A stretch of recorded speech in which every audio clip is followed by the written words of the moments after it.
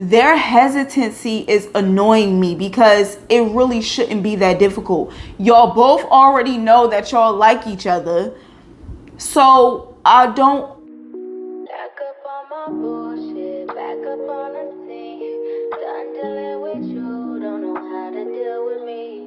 Done fucking with you, don't know how to love me. Hey y'all, what's up? Welcome back to the channel and welcome if you are new. So today we are going to be reviewing Love is Blind season 2 After the Altar episode 13. So let's get into it.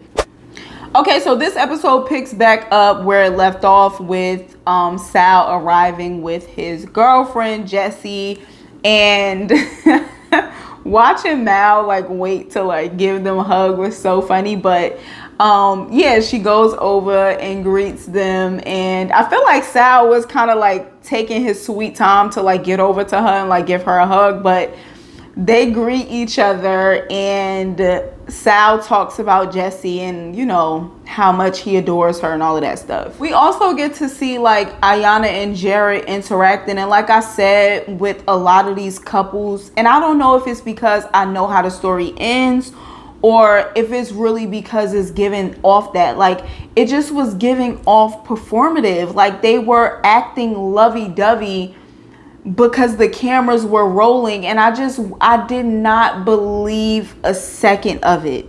I don't know, and I'm not even like pessimistic, but like I did not believe a second of Ayanna and Jared being all over each other. I didn't believe it.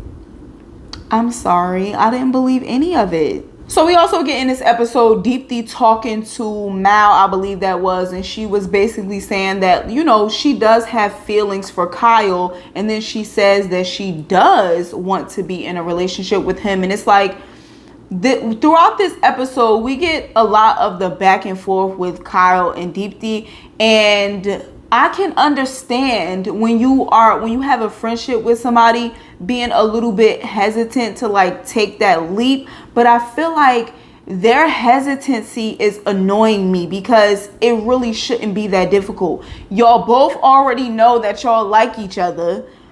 So I feel like a lot of the times in a friendship, sometimes the hesitancy comes because the other person isn't sure if the other person likes the other person. But it's like, y'all know that y'all both like each other. Like they were kind of starting to get on my nerves a little bit, for real. So in this episode too, we get Ayanna and Jared having a conversation, and she asks him, so basically, what are you gonna do? Like, what's gonna be your plan that you're gonna implement to change your overindulgence problem or whatever the case may be? And then he makes a joke, and it's just like, who's playing?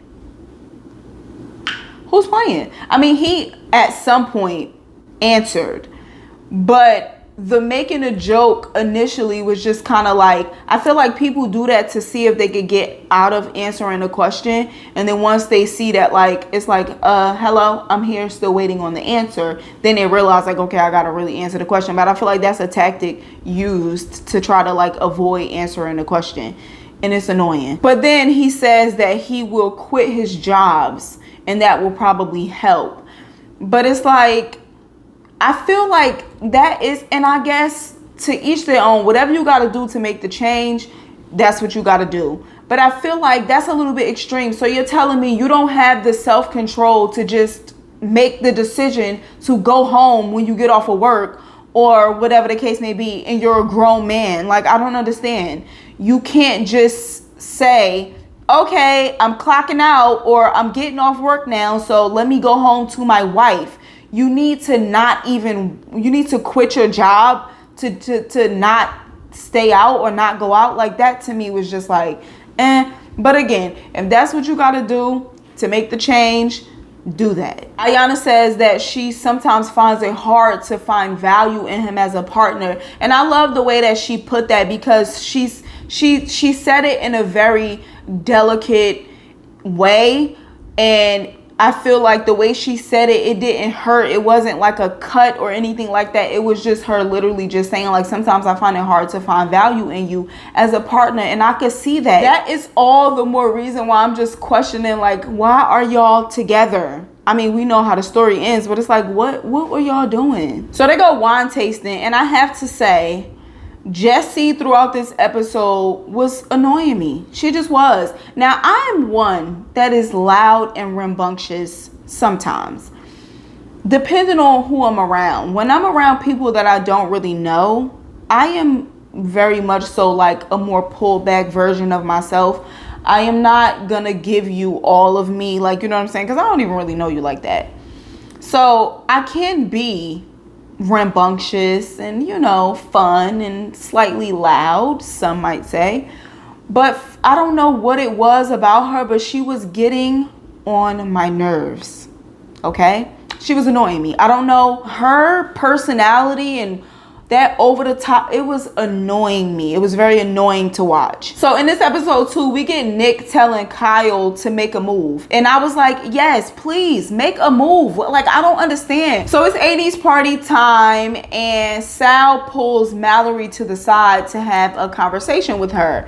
And in the midst of this conversation, Jessie comes over. And I just felt like, I know she said that she wanted to talk to her like by herself, but it's like you could have let them like finish before you came over and just like interrupted them.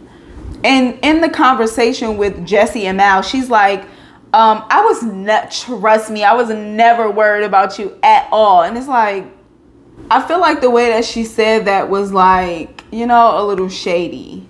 Sal in this episode says that he feels like Mal is putting her walls up and there's no need for that because they aren't coming on that type of energy. And it's like, what do you want from her? I don't understand what he wanted her to do. She greeted y'all when y'all came. You asked her to, you know, come and talk to you, and she did willingly, no hesitation. She also then had a conversation with your girlfriend.